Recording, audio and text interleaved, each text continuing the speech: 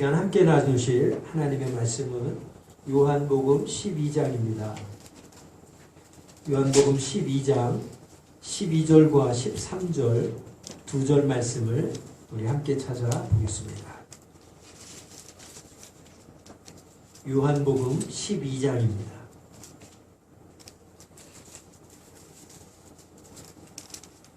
우리 12절 13절 말씀 찾으셨으면 우리 각 가정에서도 함께 하나님 말씀 합독하도록 하겠습니다. 요한복음 12장 12절과 13절입니다. 함께 있습니다.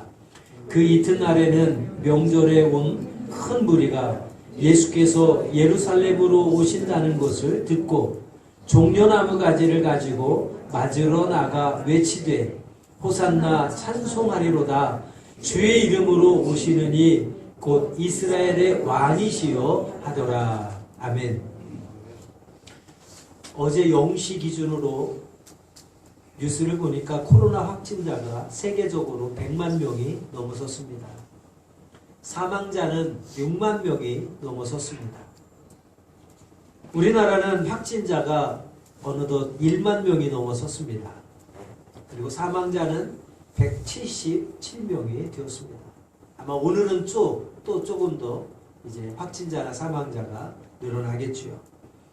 지금 미국을 비롯한 세계 초인류 국가들이 또 선진국임을 자랑하는 이제 미국과 영국을 비롯한 많은 유럽의 나라들이 나라의 출입을 막고 도시 간의 이동을 봉쇄하고 있습니다. 군대를 투입하고 경찰을 투입해서 강력하게 통제하고 있습니다.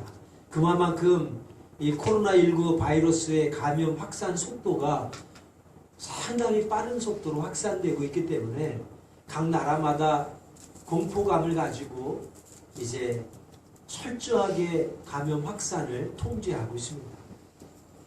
모든 가게 문을 닫게 합니다. 모든 종교 집회들을 중단시킵니다. 2명 이상 공공장소에 모이지 못하도록 합니다. 아예 집 밖으로 나오지 말라고 강력히 경고를 하고 있습니다. 작년에 우리 교회 부흥에 오셨던 우리 데이비드 조 목사님 며칠 전에 전화가 와서 통화를 했습니다.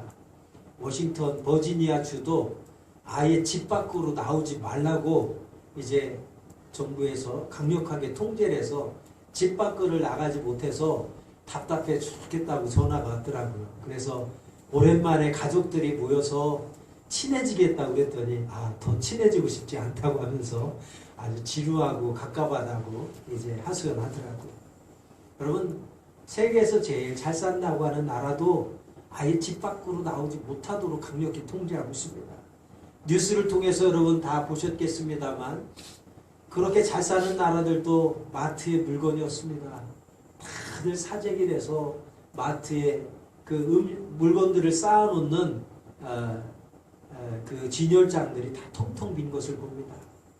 그런 걸 볼 때 우리나라는 얼마나 참 편안하게 이 주어진 일상에 불편함은 있지만 그래도 강력히 통제하지도 않고 지역을 봉쇄하지도 않고 집 밖으로 나오지 말라고 하지도 않고 얼마나 자유롭습니까? 그런 거 보면 참 다행이고 감사하기도 합니다. 그런데 문제는 무엇입니까? TV 보셨죠? 인도 같은 나라는 경찰들이 길거리를 돌아다니면서 길거리에 나돌아다니는 시민들을 막 몽둥이로 막 때리는 것을 뉴스를 통해서 봅니다. 또 길거리에 나돌아다니는 사람들을 경찰들이 길바닥에 무릎 꿇히고 두 손 들고 서 있게 합니다. 그래서 참 백성들도 국민들도 착하죠. 경찰이 그렇게 한다고 또 다 얼차려 주는 대로 군대도 아니고 다 따라서 또 하더라고요. 어떤 사회주의 국가이기 때문에 정부의 강력한 통제가 먹히기 때문에 뭐 가능하겠습니다만 필리핀의 두테르테 대통령은 집 밖으로 나돌아다니면 총으로 사살하라는 그런 경고까지도 엄포까지 내리고 있지 않습니까? 그만큼 이 코로나 바이러스 감염 확산이 무섭다라고 하는 것입니다. 그런 가운데서도 우리나라는 사재기를 찾아볼 수 없고 잠시 마스크 대란은 있었지만 요즘 뉴스를 보니까 이제 마스크도 약국에 남는다고 하더라고요. 이제 마스크도 이제 어느 정도 안정이 돼가지고 공급이 좀 원활해졌다고 그런 이야기들을 보게 됩니다. 그런데 안타까운 것은 그래도 이렇게 좀 풀어주고 자유롭게 생활하도록 하는데도 수만 명씩 벚꽃 보러 구경 다니고 수만 명씩 유채꽃 보러 구경 다니고 하니까 오죽했으면 지자체에서 유채꽃을 막 갈아엎고 또 벚꽃길을 다 통제해서 아예 못 오게 하고 시내 버스들도 그 벚꽃길 있는 데는 정차하지 않고 그냥 통과하도록 하고 이런 조치들을 내리겠습니까? 그런 소식을 보면서 참 안타까운 마음이 가득했습니다. 왜요?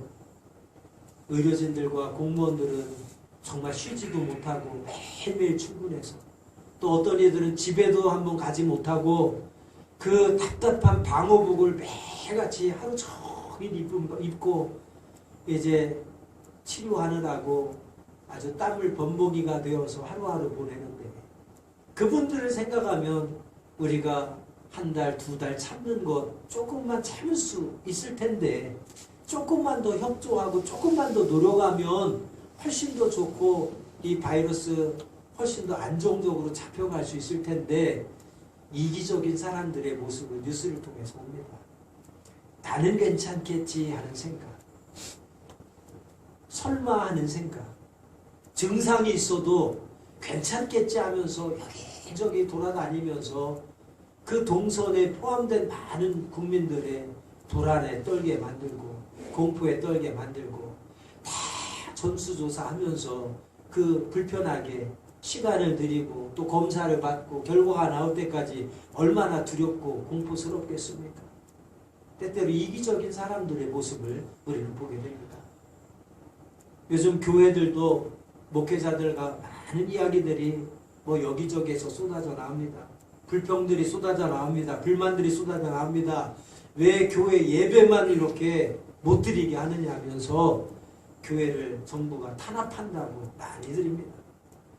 클럽과 카페는 왜 교회보다 더 감염 위험이 높은데 내버려 두고 왜 교회 예배만 그렇게 못 드리게 하느냐. 학원과 PC방이 더 위험한데 식당들을 봐라, 카페들을 봐라. 거기가 교회에서 예배 드리는 것보다 더 위험한데 왜 거기들보다 교회를 더 이렇게 엄격하게 통제 자꾸 하려느냐. 정부가 교회를 탄압한다고 하면서 많은 교회들이, 목회자들이 불만을 쏟아내고 있습니다. 엊그제 목회자 모임이 있어서 구TV에서 취재하면서 지금 영상 예배로 대신하는 이 교회들의 상황에 대해서 서로 토론의 시간을 가졌습니다만 그 자리에서 제가 말씀드렸습니다만 저는 생각이 좀 다릅니다. 어떻게 교회를 나이트클럽과 비교합니까? 어떻게 교회를 세상의 학원과 PC방과 식당과 카페들과 비교할 수 있습니까? 저는 교회는 달라야 된다고 생각합니다. 세상 기준보다도 더 엄격해야 된다고 생각을 합니다. 생각해 보십시오. 어쩌면 학원들이, PC방이, 카페가, 식당이 우리 교회 교인이 운영하는 곳일 수 있습니다. 그것을 강력히 통제하기를 교회가 원합니까? 목회자가 원합니까? 교인들이 장사하는 거 문을 닫고 장사 안 되기를 원하는 것 아닙니까? 어떻게 보면 학원의 주인도, PC방의 주인도, 카페 주인도, 식당의 주인도 우리 교회 교인일 수가 있는데 어떻게 그런 카페, 식당들을 강력히 제재하지 않고 교회 예배만 제재한다고 말할 수 있습니까? 여러분, 교회는 세상과 달라야 됩니다. 생각도 달라야 되고 기준도 달라야 되고 뭔가 달라야 됩니다. 그리스도인도 마찬가지입니다. 그리스도인들도 세상 사람들과는 생각부터가 달라야 되고 기준도 달라야 되고 행동하는 것도 달라야 됩니다. 근데 어떻게 자꾸 세상과 기준하면서 비교하면서 교회를 왜 이렇게 핍박하느냐고 탄압하느냐고 이야기를 합니다. 교회의 기준은 무엇입니까? 그리스도인의 기준은 무엇입니까? 우리의 기준은 하나님의 말씀입니다. 그리고 예수님입니다. 예수님 오늘 종료주일을 맞아서 예수님은 어떤 삶을 사셨습니까? 한마디로 말하면 사람을 살리는 것이 예수님의 사역이었고 예수님의 관심이었고 예수님의 삶이었습니다. 예수님께서 십자가를 지신 이유가 무엇입니까? 사람을 살리기 위해서 십자가를 진 것이 아닙니까? 교회가 그리스도인들이 세상에 빛이 되고 소금이 되어야 되는데 그 맛을 잃어버리니까 세상에 버리워져 밟히고 있는 것입니다. 이럴수록 교회가 세상에 빛이 되고 소금이 되어야 됩니다. 세상 사람들은 어떻게 하든지 거기에 비교할 것이 아니라 세상 사람들은 수칙을 잘 안 지킨다고 할지라도 세상 사람들은 지금 이렇게 자기의 이익을 위해서 그들의 기준을 가지고 열심히 일을 한다고 할지라도 우리는 사람을 살리는 일이라면 세상 사람들에 비교할 것이 아니라 우리는 그 일에 더 힘쓰고 더 엄격한 기준을 가지고 우리가 빛이 되고 소금이 되는 것, 이것이 교회의 사명이고 그리스도의 사명이라고 저는 믿습니다. 오늘은 종려주일입니다. 내일부터 고난주간이 이제 시작됩니다. 아니, 오늘부터 이제 고난주간이 시작됩니다. 종려주일이 무엇입니까? 고난주간이 무엇입니까? 하나님의 말씀을 듣지 않고 자기 마음대로 행하는 백성들, 하나님의 말씀을 듣지 않고 자기 욕심대로 행하는 백성들, 자기 생각에 옳은 대로, 자기가 옳다고 생각하는 대로 살아가고 자기 욕심대로 이끌려서 살아가고 자기 하고 싶은 대로 살아가는 그 백성들을 위해서 예수님이 이 땅에 오신 것입니다. 그리고 십자가를 지신 것입니다. 자기밖에 모르는 인간들, 자기 욕심, 자기 생각, 자기 하고 싶은 대로 하나님의 말씀을 외면하고 하나님의 말씀을 거부하고 하나님의 말씀을 듣지 않고 귀를 막고 하나님의 말씀하신 대로가 아니라 내가 하고 싶은 대로 내 생각에 옳은 대로 내 욕심대로 행동함으로 죄악에 이르게 되고 타락하게 되고 쾌락을 일삼게 되는 그 죄인된 우리들을 위해서 예수님이 이 땅에 오셨고 오늘 예루살렘으로 들어가시면서 십자가를 지게 되는 것입니다. 그날을 기념하고 그날을 묵상하는 날이 오늘 종려주일입니다. 그리고 고난주간입니다. 예수님이 왜 예루살렘에 들어가셨습니까? 예수님이 왜 십자가를 지셨습니까? 자기를 위해서가 아니라 자기를 포기하고 자기 생명을 포기하고 자기를 내어주고 모든 죄인을 살리기 위하여서 예수님이 예루살렘에 들어가신 것입니다. 십자가를 지신 것입니다. 이것이 바로 고난주간이고 이것이 바로 종려주일인 것입니다. 오늘 종려주일을 맞아서 우리가 다시 한번 예수님이 예루살렘에 입성하시고 이제 한 주간 동안 고난받으시고 십자가를 지시게 된 그 사실들을 우리가 다시 한번 깊이 묵상했으면 좋겠습니다. 그리고 그 예수님이 십자가 지신 이유, 그것이 바로 우리가 예수님을 믿는 이유, 예수님을 따르는 이유가 되기를 간절히 소망합니다.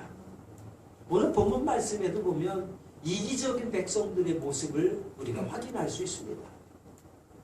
아주 큰 무리가 모였습니다.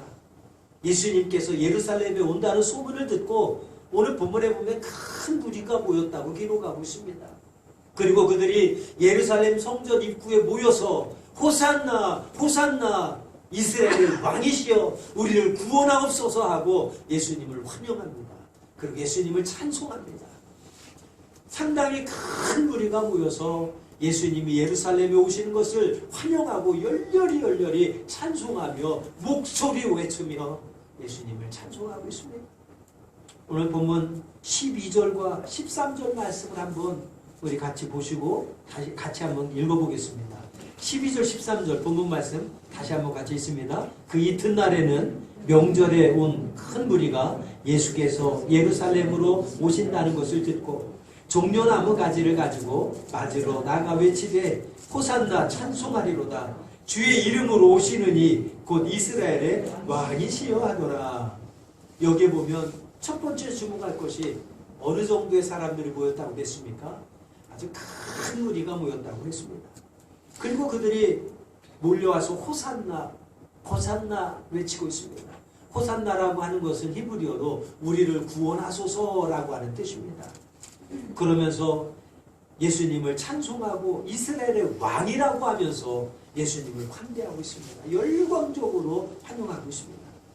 여러분 도대체 왜 이렇게 많은 사람들이 모여서 그들의 목청을 외치며 목청껏 예수님을 환영하고 찬송하고 이렇게 열렬히 예수님을 환대하고 있습니까? 성경을 자세히 읽어보면 시간 관계상 본문을 짧게 잡았습니다만 이제 앞장의 사건들을 쭉 살펴보면 예수님이 예루살렘에 오신다는 소문을 들은 이스라엘 백성들이 이렇게 엄청나게 큰 무리들이 모여든 이유가 두 가지입니다. 예수님께서 예루살렘에 오시기 직전에 행하신 큰 사건이 두 가지가 있었습니다. 그것이 뭐냐면 첫 번째가 오병이어의 기적이었습니다. 그리고 두 번째가 죽은 나사로를 살리는 기적을 베풀었습니다. 생각해 보십시오. 예수님이 이제 물고기 2마리와 보리떡 5개를 가지고 5,000명을 배불리 먹이시고도 12광지가 남았더라. 소문이 삽시간에 이스라엘 전역에 퍼졌습니다. 야, 저분이 누구이길래 보리떡 5개와 물고기 2마리로 5,000명을 배불리 먹이고도 12광주리가 남았다고 하는가. 저분은 우리를 굶주리게 하지 않을 뿐이다. 저분은 우리를 항상 배불리 먹여줄 수 있는 분이구나라는 것을 이 사람들이 생각하게 되었을 것이고, 두 번째 기적은 무엇입니까? 죽은 나사로를 살렸습니다. 죽은 지 사흘이 지나서 이제 시체가 썩어가고 냄새가 나는 그러한 시간들이 지나갔지만 도저히 다시 살아난다고 하는 것은 생각지도 못할 그런 불가능한 일이었습니다.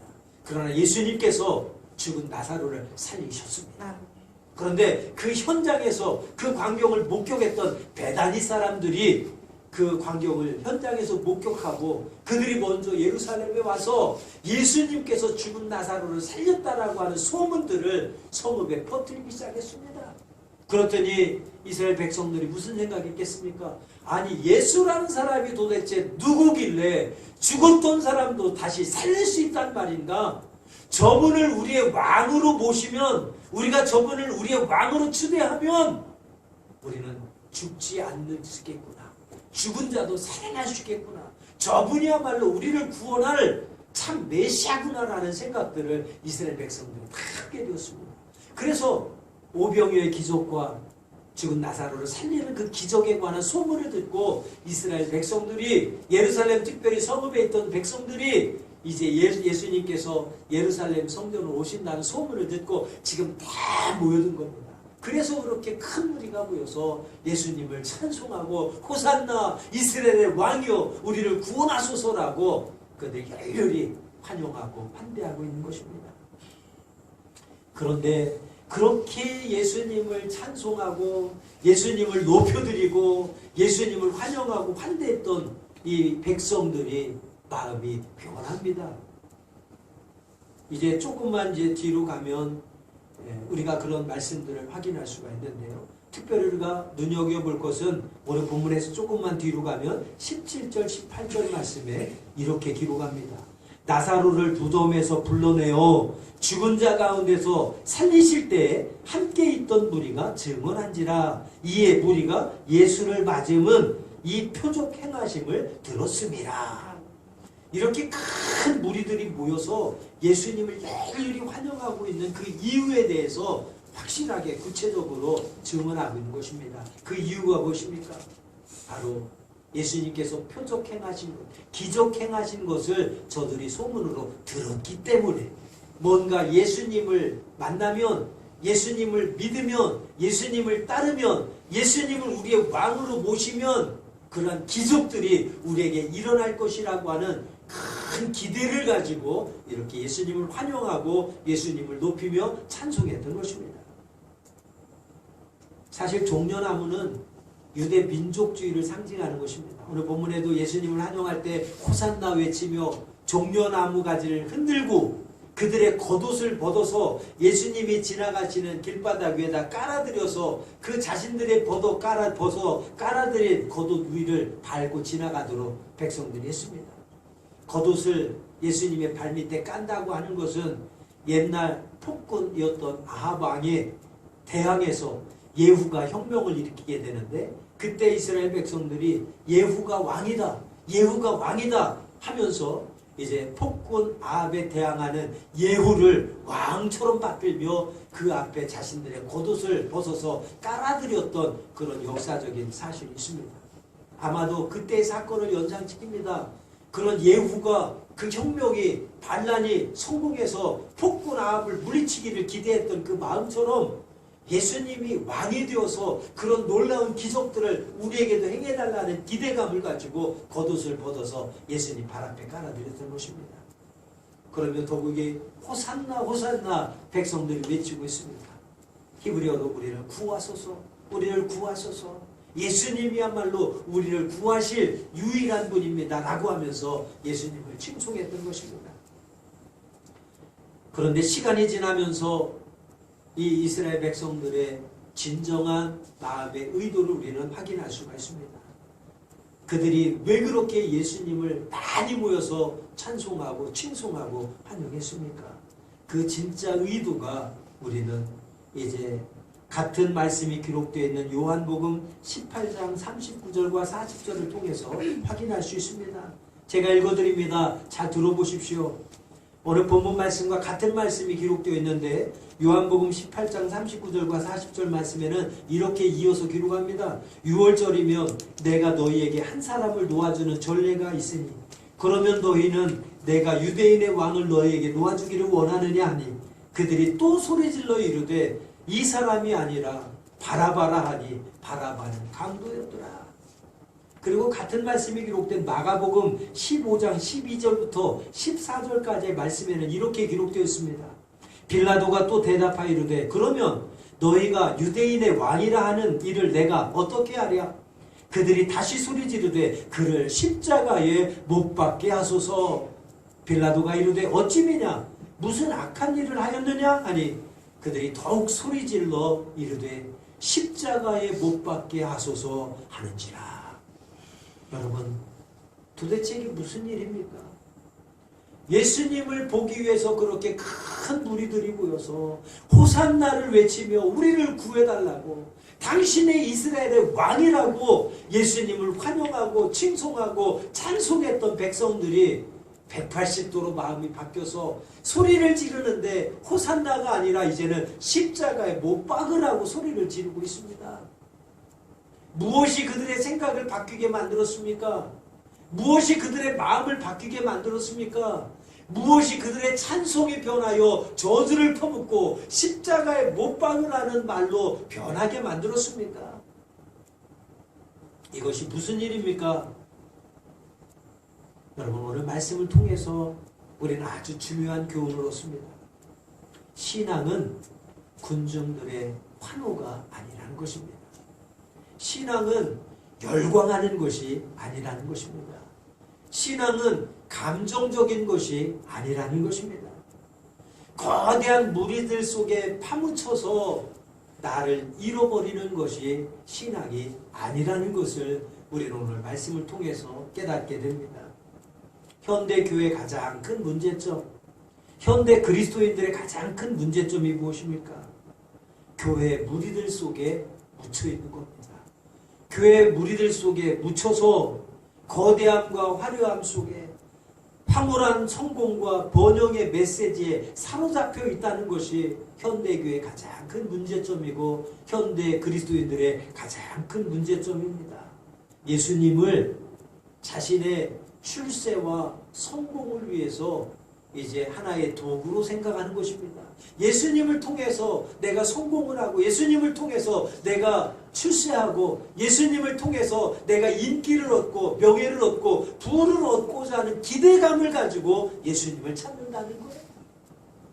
오늘 종려주일 예루살렘에 입성하는 예수님을 환영하고 찬송하고 그들의 열렬히 호산나를 외쳤던 그 이스라엘 백성들의 그 진정한 의도가 무엇입니까? 왜 예수님을 맞이하러 나왔습니까? 왜 예수님을 환영하기 위해서 큰 무리가 모였습니까? 그들이 왜 호산나를 외치며 예수님을 이스라엘의 왕으로 자신들을 구원할 구주로 메시아로 그들이 왜 칭송하고 있습니까? 이유는 오직 하나입니다. 예수님에 대한 기대가 있기 때문에. 무슨 기대? 오병이의 기적을 행하시고 죽은 나사로를 살리신 그 예수님의 기적이 내 삶에도 내 삶의 자리에도 동일하게 일어나기를 기대하면서 그들이 예수님을 칭송했고 환영했고 높여드렸고 찬송했고 따랐던 것입니다. 그러나 예수님이 십자가에 못 박힌다고 하니까 그들이 가졌던 기대가 다 무너진 거예요. 아니 이제 죄인된 모습으로 힘없이 붙잡혀가서 이제 빌라도 법정에서 신문을 당하는 연약한 예수님을 보니까 우리가 생각했던 그 예수님이 아닌 겁니다. 우리가 기대했던 그 예수님이 아닌 겁니다. 너무너무 초라하고 너무너무 연약하고 너무너무 힘없는 예수님의 모습인 것입니다. 그 모습을 보고 그들의 기대가 다 사라진 겁니다. 그러자 한순간에 그들은 변했습니다. 그리고 예수님을 못 박으라고 지금 소리질러 외치고 있는 백성들의 모습을 보게 됩니다. 오늘 종료주의를 맞아 우리에게 주는 메시지는 하나 확실합니다. 우리는 예수님을 왜 믿고 있습니까? 우리는 예수님을 왜 따르고 있느냐 하는 것입니다. 우리도 예루살렘에 입성하는 예수님을 환영하며 호산나를 외치고 예수님을 높이고 찬송했던 백성들처럼 예수님을 통해서 내가 출세하고 내가 성공하고 내가 인기를 얻고 명예를 얻기 위해서 여러분 그런 기대를 가지고 예수를 믿고 있지는 않습니까? 그런 기대를 가지고 예수님을 따르고 있지는 않습니까? 혹이라도 그렇다면 우리의 기대가 무너질 때에 우리도 언제라도 이스라엘 백성들처럼 예수님을 예배하고 예수님을 찬송하고 예수님을 위한다고 열심을 냈던 우리의 모습이 한순간에 변하여 예수님을 십자가에 못 박으라고 외치며 예수님을 향하여 돌을 던지는 그런 무리들로 언제든 변할 수 있다라고 하는 사실입니다. 예수님이 예루살렘에 들어가신 이유는 자신을 포기하고 자신의 생명을 포기하고 모든 사람을 살리기 위하여 모든 사람을 구원하기 위하여서 자기를 희생하고 자기를 포기하고 자기의 생명을 내어놓기 위하여 예루살렘에 입성하신 것입니다.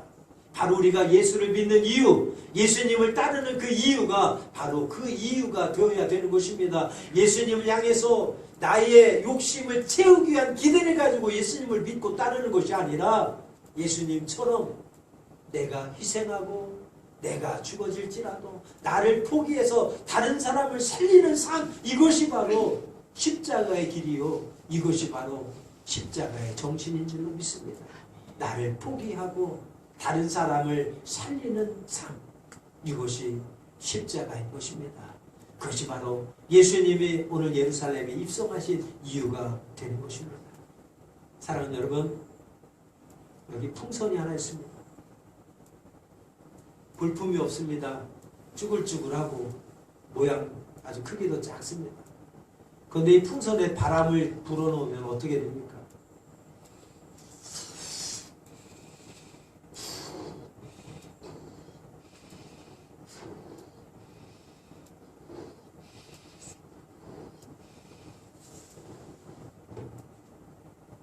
여러분, 풍선이 화려해졌습니다.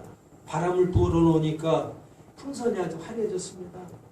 이 속에 바람이 들어있다는 것을 우리가 모르면 겉보기에는 화려하고 뭔가 좋은 것들로 가득가득할 것 같습니다. 그런데 여러분, 이 풍선에 바람이 한번 빠진다고 생각해 보십시오.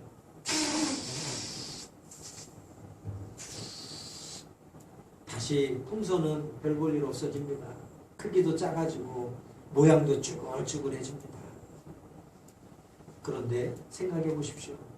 바람이 가득한 풍선은 커다랗고 그 속에 뭔가 좋은 것으로 가득해 보이지만 풍선이 커지면 커질수록 터질 확률이 높아집니다. 그러나 바람이 다 빠져버리면 모양은 쭈글쭈글하고 크기도 작고 볼품 없어지지만 터질 확률은 하나도 없습니다. 저는 지금 우리가 사회적 거리두기로 가정에서 예배를 드리는 동안에 또 오늘 종료주의를 맞아서 고난주간을 시작하는 이 시점에 우리가 우리의 믿음이 우리의 삶이 어떤 바람들로 가득해서 이제 빵빵해진 커다란 풍선과 같은 신앙, 그런 풍선과 같은 삶을 지금까지 살아왔다면, 그래서 겉모습만 화려하고 겉모습만 보기 좋았다면 언제든 터지기 쉽다는 사실을 우리가 기억하고, 오늘 종료주의를 맞아서 또 오늘부터 시작되는 고난주간 한 주간을 통해서 4월 말까지 계속되는 이제 사회적 거리두기를 위한 사회적 책임을 가지고 계속되는 가정예배를 통해서 우리의 바람을 빼는 시간들이 되었으면 좋겠습니다. 우리의 겉모습은 별 볼 일 없어 보이지만 우리가 터질 위험 없이 다시 시작했으면 좋겠어요. 바람으로 가득한 신앙, 헛바람으로 가득한 삶이 아니라 진정 예수 그리스도의 십자가의 은혜와 사랑으로 충만해서 생각하는 것도, 마음 먹는 것도, 말하는 것도, 행동하는 것도 정말 예수님을 닮아서 예수님이 원하시고 예수님이 기뻐하는 삶을 살아가는 우리 모두가 되기를 간절히 소망합니다. 기도하겠습니다. 고맙고 감사하신 아버지 하나님, 오늘 종려주의를 맞아 십자가를 지기 위해 예루살렘에 들어가신 예수님의 그 마음을 저희들 이 시간 한번 깊이 생각하게 보게 하여 주옵소서. 예수님도 사람의 몸을 입으셨기에 십자가를 진다는 것이 얼마나 고통스럽다는 것을 아셨으면 겟세마네 동산에서 아버지 할 수만 있다면 이 십자가를 지지 않게 해달라고 기도를 했겠습니까? 그러나 예수님의 마지막 기도는 나의 뜻대로 마옵시고 아버지의 뜻대로 하옵소서라고 하는 기도였던 것처럼 그 예수님의 기도가, 그 예수님의 마음이 우리의 마음이 되게 하시고 우리의 기도가 되게 하여 주옵소서. 주님 부르시는 그날까지 내 뜻대로 살아가는 인생이 아니라 예수님처럼 내 뜻을 포기하고 아버지 하나님 뜻에 순종하는 예수님의 모습을 본받아서 우리도 내 뜻을 포기하고 내 욕심을 포기하고 내 기대를 포기하고 철저하게 하나님의 뜻에 따라 순종하며 살아가는 하나님의 자녀들 되게 하여 주옵소서. 한 주간 가정에서 예배 드리지만 예수님을 묵상하고 십자가를 묵상하며 오늘 종려주의를 시작하며 고난주간 우리 헛바람으로 가득 채워진 우리의 신앙이었다면 바람을 다 빼는 시간이 되게 하시고 우리의 삶에 헛바람이 들어서 겉모습만 화려한 시간이 그런 모습이었다면 바람을 빼는 시간이 되어서 처음부터 다시 시작하게 하시고 우리의 삶이 하나님 보시기에 마음에 쏙 드는 합한 삶으로 새롭게 변화되어지는 은혜의 시간들이 되게 하여 주옵소서. 예수님의 이름으로 간절히 기도하옵나이다. 아멘.